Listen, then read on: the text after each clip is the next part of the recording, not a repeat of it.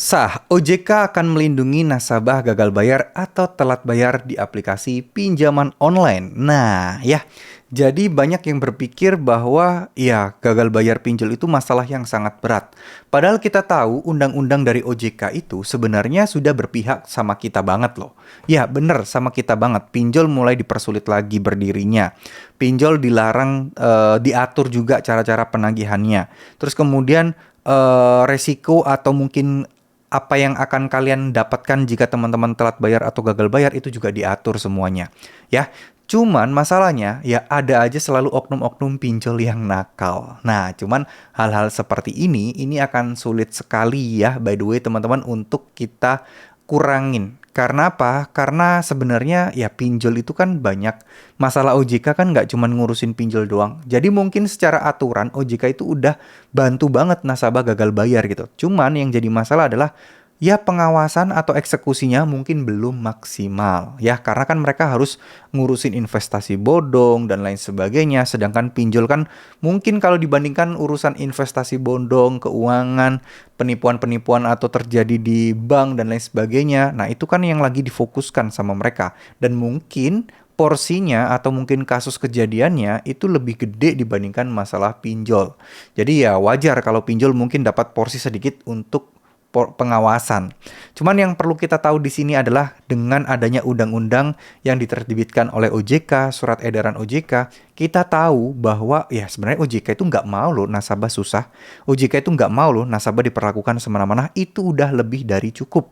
Ya, kenapa? Karena kita tinggal berjuang sisanya. Kita tinggal membawa masalah-masalah pelanggaran-pelanggaran ini, kita perjuangkan, ya kita jangan takut dan jangan sampai kita terbawa iya, apa ya, giringan opini dari mereka.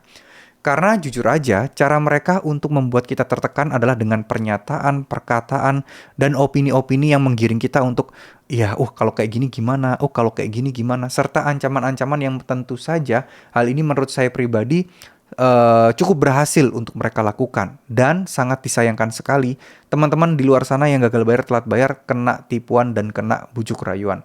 Jujur, untuk orang-orang yang mungkin di daerah perkotaan mungkin udah agak kebal gitu ya, karena mereka mungkin bisa dengan mudah mengakses informasi dan lain sebagainya. Tapi yang jadi incaran para oknum-oknum ini adalah orang-orang yang di daerah ya, orang-orang di daerah-daerah yang mungkin akses informasi kurang, mungkin jarang nonton informasi soal hutang piutang dan lain sebagainya, yang mana mereka itu gampang banget untuk dikibulin, yang diarahkan ke sinilah, ke sinilah, ditakut-takutin ini, dan ya kita nggak bisa menyalahkan juga karena akses informasi memang ya mereka terbatas di sana. Karena incaran mereka juga sebenarnya pinjol-pinjol ini adalah orang-orang kalangan menengah ke bawah yang mungkin masih belum tahu juga apa itu perdata, apa itu pidana. Jadi dengan mudahnya mereka akan menggiring opini agar ya mereka takut disamperin, takut rekening diblokir, takut KTP di blacklist. Ya ancaman-ancaman seperti itu yang sebenarnya nggak akan terjadi. Tapi ya kalau mungkin orang-orang yang belum tahu pasti akan merasa ketakutan. Wah gimana ini nanti ngurusnya? Wah kalau kartu saya yang kayak gini diblokir, rekening saya diblokir gimana nih?